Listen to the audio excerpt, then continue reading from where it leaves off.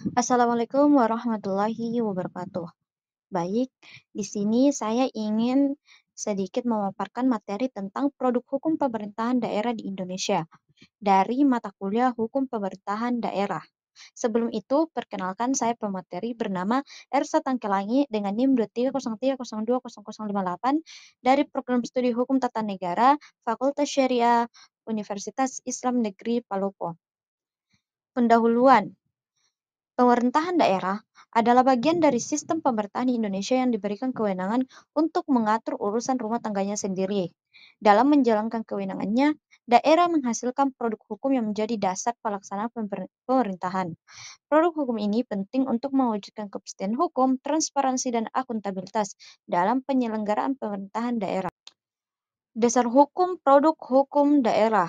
Yang pertama, Undang-Undang Dasar 1945, Pasal 18 Ayat 6. Pemerintah daerah berhak menetapkan peraturan daerah. Yang kedua, Undang-Undang Nomor 23 Tahun 2014 tentang Pemerintahan Daerah menyebutkan jenis kewenangan dan pembentukan produk hukum. Yang ketiga, Undang-Undang Nomor 12 Tahun 2011 Junto Undang-Undang Nomor 13 Tahun 2022 tentang pembentukan peraturan perundang-undangan.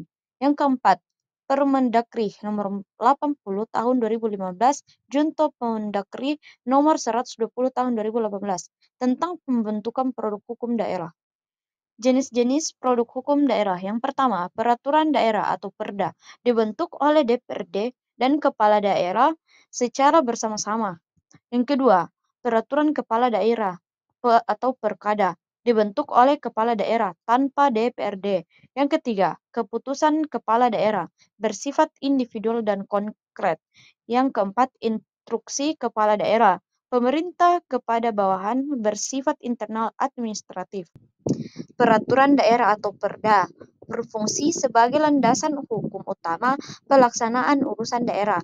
Cakupan materinya yang pertama yaitu tata ruang wilayah, yang kedua pajak dan retribusi, yang ketiga perlindungan masyarakat, yang keempat pendidikan dan lingkungan hidup.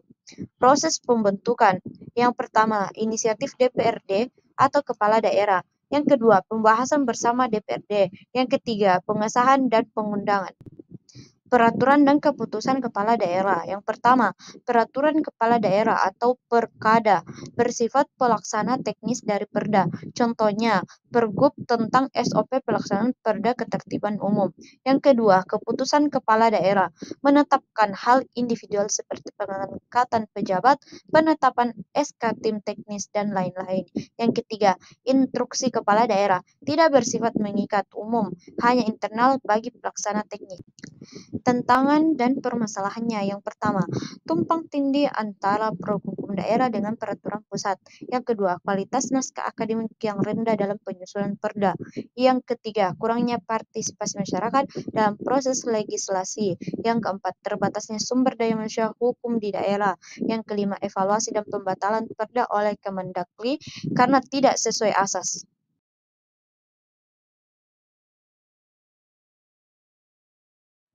Sekian presentasi dari saya, kurang dan lebihnya mohon dikomentari, diberikan pertanyaan apabila perlu. Sekian dan terima kasih. Wassalamualaikum warahmatullahi wabarakatuh.